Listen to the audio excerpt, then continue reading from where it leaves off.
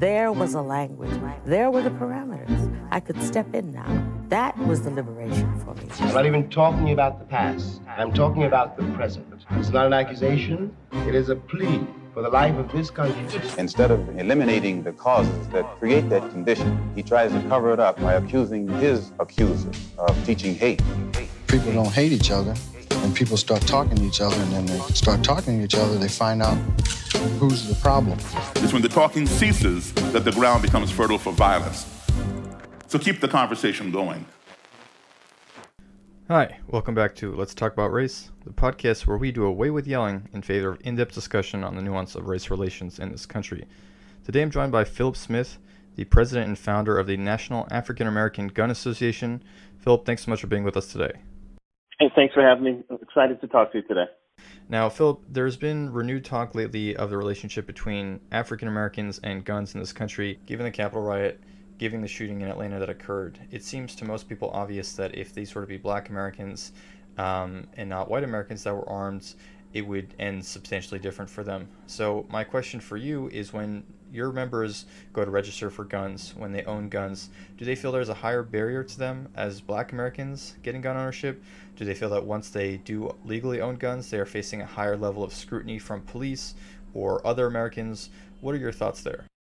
Yeah, it's a great question. I think generally speaking, most of our members are very intuitive. They understand the history of gun laws. They understand the history of our people in the United States. So when they're applying for a license or having a gun thereafter, there's a duality that takes place. Let's be honest. There are unfortunately a different set of standards that are put upon us. Now we, in some cases, are getting the concealed carry license, but there's also, for a lot of our members, it just seems like there's an extra effort that you have to go to get the license. Or there's an extra effort if you have a firearm and you're stopped by the police. You have to really prove yourself to be a legitimate owner of the firearm. And I think overall that's problematic, and that's very, how can I say this and be honest in the feedback? I think it can be frustrating at a minimum for our community, because we have went through an enormous hill that we're trying to, even as I speak, climb up and over with in terms of equal treatment in the eyes of the law. And for some reason, it's just not there yet. We're trying to get there, but the discussions are, really have a long way to go, I think, anyway, until our folks get a chance to feel like they're being treated, equitably. Now, I know most gun organizations, apart from kind of the embracing of the Second Amendment, are primarily for shooting in the aspect of hunting, sports shooting. They're not necessarily political organizations. Do you find that being a member of Black gun owners in America, there is an added political element? The good thing about when you're a member of the National African American Gun Association, you're going to get folks from every vein of society, rich, poor, Republican, Democrat, grumpy, you name it, we have it. And in that mix of experiences, you generally get a feel for what people are going through on their day-to-day activities when it applies to, having a gun and their interaction with police.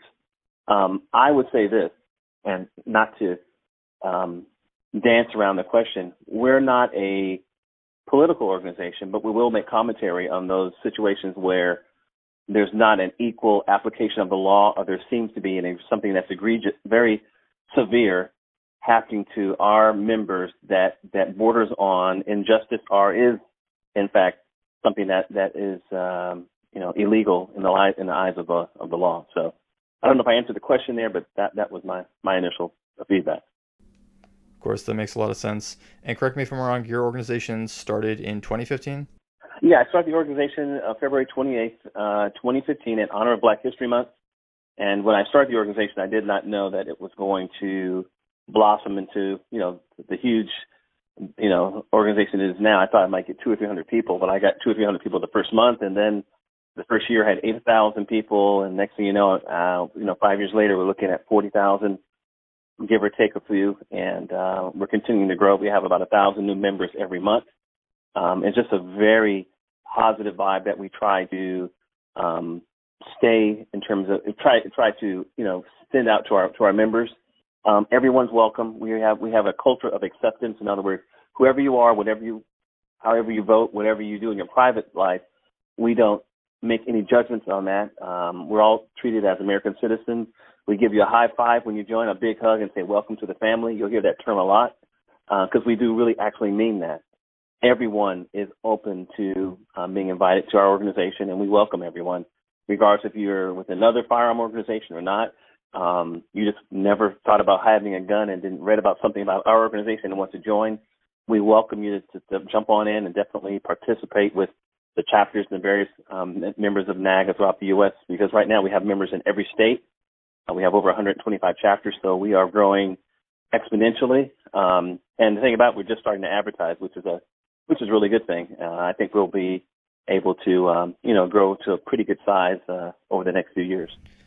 Kind of a dual question here. What was your reason for starting NAGA, and what do you view as the primary reason for why new members are joining? When I started the organization, I'll be honest, I went with two coworkers that were gun owners.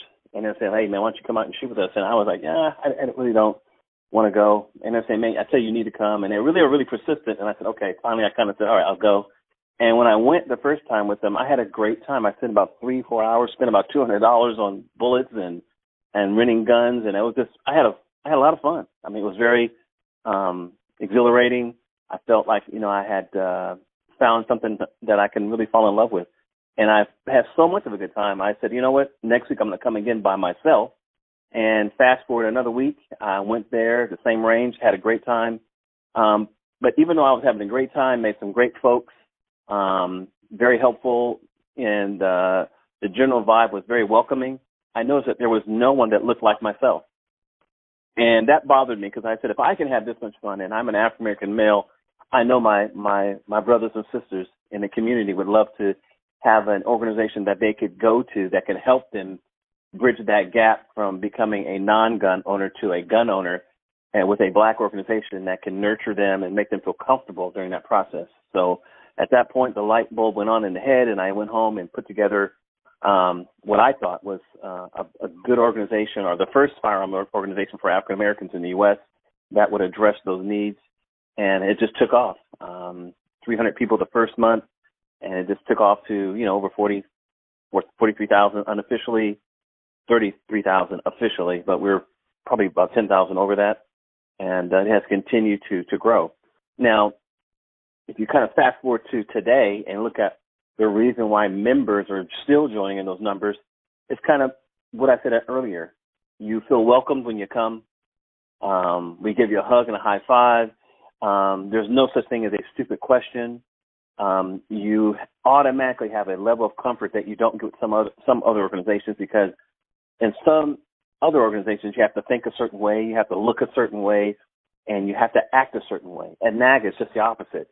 We want diversity. We want people coming from different venues and different perspectives to join, because the one thing that we all have together is that the Second Amendment binds us all together, regardless of how we feel about this or that, or how you voted, or what you wear, and what kind of car you drive. We all accept and embrace the Second Amendment.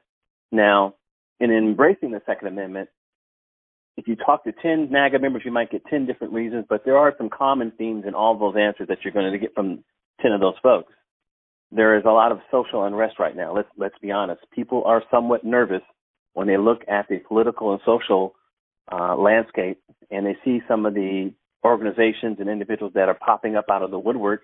That makes it alarming, particularly for African Americans, because historically we have been a target of a lot of those organizations and folks who are like that. To the introduction and unfortunately of the COVID-19, that was the game changer for everybody. That was the incident, or the one reason why people went ahead and got guns more than anything, because COVID brought up the issues if there's a food shortage, if there's going to be mob violence, if there's going to be a breakdown of society. I can't tell you how many people called me in the last 8 or 9 months and said, Philip, I've been anti-gun. I've even argued with you being anti-gun. We're friends, but we argued, but I'm going to go ahead and get a gun. And what kind of gun should I get based on COVID? Because COVID makes a line in the sand and says, If mob violence breaks out and there's no food and water and people are going door to door robbing people and killing them, I have to be able to take care of my family regardless of how I feel about firearms. And that was part of the big process when folks that I have interacted with, that they looked at that and said, I need to get a gun. Unfortunately, it's not getting better. And I think what happened at the Capitol was just hopefully the beginning of the end. But I think there's going to be some other incidents that are going to be popping up because I don't think those group of people that we saw that were very upset about the election are just going to go away quietly. Yeah, I agree with you. It's very concerning. And now I want to trace back a little bit. You were saying at other gun clubs there's a pressure to look or act a certain way. And I think that's what I've seen in my personal experience. Again, I've only been shooting a handful of times in fairly liberal states, Massachusetts, New York, and California. And so I don't know that I've seen what I would characterize as really conservative gun club culture, but I have read articles of a gun club that had a target cutout of Colin Kaepernick, which seems like kind of a very overt level of racism that would make a lot of people uncomfortable. Now, in your experience, is that something you think is common that has occurred in other places? Do you feel that there are certain images or political views that are kind of generally present at gun ranges? I think historically, most people will agree up until now, when you say gun owner, the typical profile or stereotype in your head of an older white gentleman with a firearm, he or she typically might have a Southern accent or a Southern twist to him or her. That's been the narrative thus far. But when you go to the modern range, that's changing. That's not the reality. Different kinds of people are coming to ranges to learn how to shoot. And unfortunately, and I have a lot of my members that have gone through this on a consistent basis, when they go to these ranges that are historically been dominated by other people, they are treated in a kind of alien, process, like, why are you here? Are you, what do you want? Instead of, how can I help you, please? It's a very forced discussion, and there's a high level of discomfort for a lot of folks, unfortunately, when African Americans come in the door, people of color. But they need to realize that the world is changing, and we're just ordinary folks who just want to learn how to shoot a gun legally and lawfully, and to treat us like you would treat any other customer. But it all comes down to respect and understanding that, we have rights too. Our ancestors fought and died even when we weren't even considered a citizen in this country, for the country. So to me, African Americans are the ultimate patriots. So we bow down and take second seat to nobody. We are not a discounted citizen or sub-American. If anything, we're super Americans, and we walk in there, we just want to be treated fairly. No special treatment. Just treat us like you treat everybody else. Give us good service. We can learn how to shoot, and we can go about our business. And that kind of speaks to why we have the organization. NAGA kind of provides a home where you're nurtured and you feel warm and comfortable, and you can go with other African Americans and people of color, and white. We have. I'm going to say this right now. We have a lot of white members that have joined us and are very, very supportive, and I encourage that to continue. We have Latino, Asian members as well that have joined and said, you know what, I'm not African American, but I want to support your cause. Come on down and help us in that movement, and that's what's happening, and it's happening all over the country. It's a slow process. It's not an instant process. Some days you have some great days, and some days you have some very bad days. But we are making movement down the field. We're making progress. We're starting to have a lot of chapters, and those chapters are getting folks together that are buying land, and we're developing firearms instructors. We're developing curriculum for African Americans within the National African American Gun Association, and all those things, when you look at it collectively, means that there's something going on that's going to allow us to have hopefully change a social narrative that's out there with African Americans and firearms. Because right now the narrative is a negative one. So let's be honest. If you say black man and gun, typically something negative pops up in most people's heads, and that's some of the things that we're fighting, vehemently with all of our energy that we can muster. I can definitely appreciate that perspective. I have a question for you. Have you encountered any opposition, either from within the black community or outside? People saying, I don't think this is the right thing to do.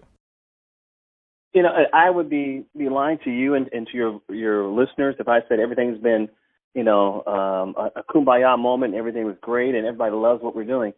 We have a lot of folks that love our organization, and we have within our community, we have some folks that I have talks and conversations with every day, and they'll say more or less, hey, Phil, I respect you, I love you, brother, but I don't agree with what you're doing. I just don't think firearms are the way to go. And I always say, hey, I appreciate you being honest. I appreciate you giving me your perspective. I understand where you're coming from.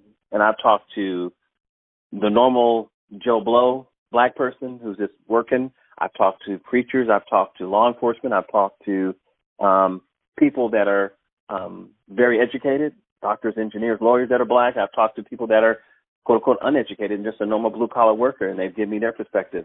In those instances where I meet someone that doesn't believe in what I'm doing, the first thing I do, instead of starting a yelling match, and I want everyone to listen to this, I'll sit down and I shut my mouth. And I listen to him or her, and I ask one question. I said, I appreciate everything you're saying. How did you get to this point in your life where you feel that guns are not of value to black folks? What happened in your life, and how did you get to this place? And I'm just quiet. And he or she typically appreciates that, and then they'll go into their delivery of how they came to not appreciating guns, and they'll give me their feedback and their experiences, and a lot of times they'll cite cases or facts that they have, and that's important to them, to me. And I'll listen, and I always try to be courteous and polite. And at the end, when they finish their conversation or their perspective, then I give them mine. And I obviously weigh in with facts and figures and my feelings and bottom line, my position as the president of the organization. And we have a conversation. That is something that is lost in this country right now. People are not listening to one another. And I'm not trying to be super over the top, but you have to listen to folks. It doesn't mean you're going to agree. It does not mean you're going to agree. At the end of the day, you might shake somebody's hand and say, you know what? I'm not going to change my mind, and you're not going to change mine. You're not going to change yours, and I'm not going to change my mind. But at least we can come together as brothers or sisters. And this is not dealing with color, but this is just respecting someone as a human being and saying we're not going to agree, but we can agree to disagree. And in fact, in our organization, we go by that statement. We agree to disagree, but not disconnect. We say that over and over. I might say, I don't like him, but I have to respect you. I'm certainly inclined to agree with that. I think that's part of the reason, if not the reason, that I started this podcast, is I really believe that conversation is breaking down, and we have to try to do what we can to respect one another. Can you walk me through one of the conversations you've had? Especially, I'm curious from a black perspective. You said you talked to preachers and various members in your community, and you said, I don't think guns are the solution. What are the specific criticisms they levy, and how do you respond to those? It's funny. I talked to a very well-known preacher here in Atlanta, and everyone knows who this person is. Very well-known. He's been on TV. He's got a lot of money and the whole bit. And we had a conversation at a IHOP. And we sat down, and just him and I think he had some of his folks kind of on the fringes sitting down, just kind of watching the scene over. And we had a discussion because I reached out to him and wanted him to consider having his membership be exposed to the National African Gun Association, and they should join en masse. And he responded and said, hey, I don't agree with that, but I'll meet with you. So we had a conversation. We sat down, and he let me know that he didn't believe that a gun was a way for African Americans to go. He believed that there was another option out there that we should utilize and try to work within the community, try to love your neighbor, all these things that a preacher typically echoes. And they were all good things. I'm not going to sit there and try to diminish them or demean him. He truly believes in his heart that's the way to go. And I just listened. And after listening to him, I said, I appreciate that. This is what I believe. And I let him know that if there's any group of people in America in which you should not copy their history, is African Americans. We are a case study in what not to do. Make sure, if you want to have problems with your community, I don't care what color, make sure you don't have a firearm to protect your community. So anybody can run in there and rob, kill, rape your women, rape your daughters, kill the men, put in liquors, drug dealers, go in and out. Make sure that guns aren't there. That's what will happen. And I proposed the question to him, and I still never have gotten a right answer from him on this. I said, just imagine if every African American that came over here was given a gun as they walked off the ship. Just imagine that. Every slave that walked off the ship was handed ammo and a firearm. Do you think African Americans would be in this place that we're at collectively right now today in 2021 in America? And I get silence. I get complete silence. Well, I'm curious on those points because I think the main example I can think of that would echo that sentiment is the Black Panthers in the 60s.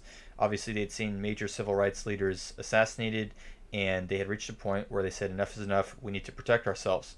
And I think the response on a federal level was basically to classify them as a gang. And I think a lot of what you see as far as this era of mass incarceration has to do with guns in the hands of African Americans and equating that as dangerous to white America. And so I don't know that I'm going to necessarily know all the points that you know, but if I were to try and think, okay, what is the danger of Black Americans trying to defend themselves with guns? I think historically the answer would be police. It would be government. And I think you see a lot of examples of that with Philando Castile, who was a legally registered gun owner, who was telling the police he had a gun, not acting in a threatening manner, and was still shot. I think that Breonna Taylor's boyfriend, he was a legal gun owner who was defending himself against shots fired into his private residence. And it does not seem like the legal system has enforced the Second Amendment for black people the same way it does for white people. And so even though I think the intentions of wanting to defend yourself, I completely understand why someone in the black community would want to arm themselves. I also feel like I understand the perspective of someone who would be hesitant about giving police and the government another chance to say, well, this was a dangerous person. That's why they were shot. Does that make sense? I think you've made my point. You've made my point better than I can. You were very eloquent. The one thing we cannot do is just because someone is being unjust and doing illegal activities to us, the one thing we can't do is cower down and hide in a corner and give up our guns. The very next day when Philando Castile was shot, I told everyone to make sure you carry your gun. And we should legally, that's my belief, go after the law enforcement officer that shot him. I'm not saying he was a bad guy. I'm not going to say he was a racist because I don't know what was in his mind when he was interacting with Philando. But I know this. He did a very bad thing, and he needs to go to jail forever for that. That's what I know. We are, and I repeat this again, we are not sub-Americans or discounted citizens. We have the right as everyone else. And if anyone is acting unjustly against us, we need to fight with every breath that we have to make sure it doesn't happen. It might take years. It might take another 30 Philando Castiles to happen before we get justice. But it's going to happen. But the one thing you can't do is to let the bully on the playground keep bullying you. You have to stand up to that legally. I want to make sure that everyone understands. I'm not talking about violence. I'm talking about legally go after those folks that are doing unjustly things to you. That's my perspective. I can definitely appreciate that perspective. I know for myself, I went to a lot of the protests last summer. I'm based here in New York City, and one of the big reasons I felt I really had to go was seeing that the police response to the protests was really violent. And I said, well, if you're just going to let this dissuade you from being out there, then in effect you're letting that unfair enforcement of police brutality kind of take its effect. And I believe that's what you're saying, which is you shouldn't let inequitable enforcement of the Second Amendment deter you. In fact, you should fight extra hard to make sure you have that right. Am I understanding that correctly? That is correct. And not only do you have to fight, you really have to fight. You might go through 1,000 disappointments just to get one successful story. And I'm just a big believer. I don't believe in marching. I'm just going to let you know right now. Marches, what they do, they allow really good photo ops for photographers. They make really good pictures on magazines, but what does it do at the end of the day? I'm about collectively and strategically coming together as a community and looking at the community and say, you know what, we're not getting treated right in this community right here. So look, from now on, we're not going to go to their banks. We're not going to go to their store. We're not going to go to the movies. We're not going to go to their gas stations. We're not going to go to their nail salons. We're not going to do any kind of economic commerce with any of the businesses in this city. And I'll tell you what's going to happen. When things like that happen, I use the Birmingham bus boycott as my template for success. In this country, unfortunately, green is valued more than black lives. That's just a fact. When people start hurting in the pocket, things quickly change. If every business owner in a city came to the mayor and the police chief and said, look, I'm losing money. I'm about to go out of business. These black folks are pissed off. We can't allow this anymore. You know what's going to happen? Major change, and quickly.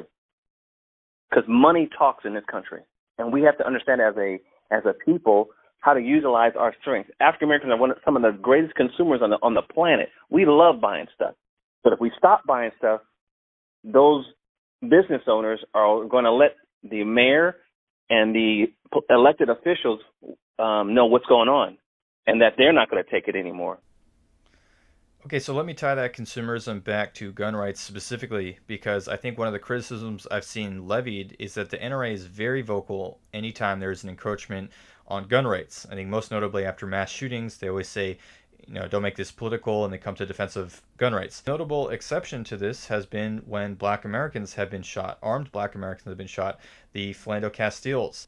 So do you envision a scenario in which you would use your membership and black gun ownership in general to get more of the table stakes of the NRA? I'll say this, and I mean no disrespect to any other firearms organization out there. I don't care what they're doing. I use the analogy of going into the weight room. It's like you go into the weight room, and I'm a real skinny, out-of-shape guy, and I look over the corner and I see this really buff guy or this really ripped woman, and they're in shape, and it's obvious they have put in time in. You can either sit there eating chips and drinking a Coke of the whole hour and a half you're supposed to be working out and watching them and talking to everybody about saying, they're really ripped, they're really in good shape, or you can put the food down and focus on making yourself strong. I opt to do that. I'm not worried about other firearms organizations. I'm worried about NAGA, laser focused about NAGA. We're going to dictate our own success or failure. We're going to dictate what conversations we have or don't have. We're going to dictate to not politicians, but to the general public about our values and what we're trying to accomplish as an organization. So I'm not going to say I'm not aware of what's going on in other organizations, because I am. Obviously, I have to be aware.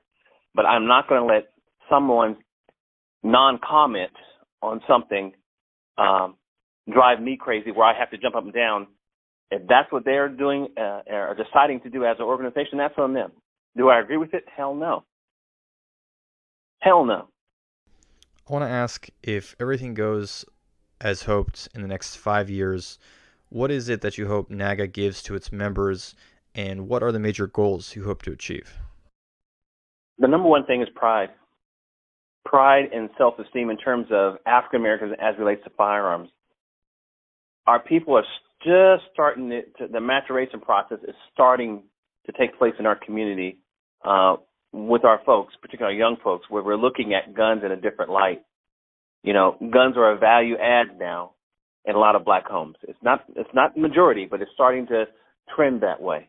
We now are starting to see guns in a good light. So in 5 years, my hope would be the organization is reached 100,000, which we should be able to do pretty easily. We have continued the message of equality and training for our folks. We have our own curriculum. We are out there pushing the narrative of African Americans being trained and being able to protect and defend themselves, their families, and their loved ones. That's what we have to do. That's the focus and the emphasis of the organization within the next 5 years. And that's, for me anyway, as long as I'm here, that's what it needs to be in terms of really having an understanding of where we're at and where we need to be. We're very good at making chapters. We are very good at training African American people to learn how to shoot. But what we need to have a really good grasp on is what else does our community need? They need structure. They need a process where they can get help in certain circumstances that are happening to them. And that's where I think the greater gift of NAGA will be down the line. We haven't gotten there yet, but hopefully down the line we'll be able to be more than just a firearms organization. Definitely. In this podcast being called Let's Talk About Race, This is a question that I ask all of my guests. If you were to have my audience have a conversation about race, what conversation would you like them to have? I think in terms of race, just understand we're not a monolithic group, African Americans, and that we come in different shades, different experiences, different economic realities. Some are very rich, some are very poor, some are just average. Like myself, I'm just an average Joe. But in that, understand that we all have a different perspective that needs to be respected. And I think once that conversation is understood, I think African Americans will be viewed in a much healthier light. Definitely. And Phil, with that, I want to thank you for giving your expertise on the show, as well as your personal perspective. Being a black man in America, this show would not be possible without the guests and their perspective. So really, truly appreciate your time, and I look forward to hearing more from you in the future. Thank you. I appreciate the time, and so everyone on your show, I had a great conversation with you. For listeners interested in learning more about Phil or the National African American Gun Association, visit naaga.co. As always, if there's any topics you feel I should cover, reach out to me at letstalkaboutrace.net or at my new handle, LTAR_podcast. And for those of you interested in spreading the conversation, leave me a comment or review in iTunes. It helps to increase visibility and get future guests, as well as increase the conversation among others.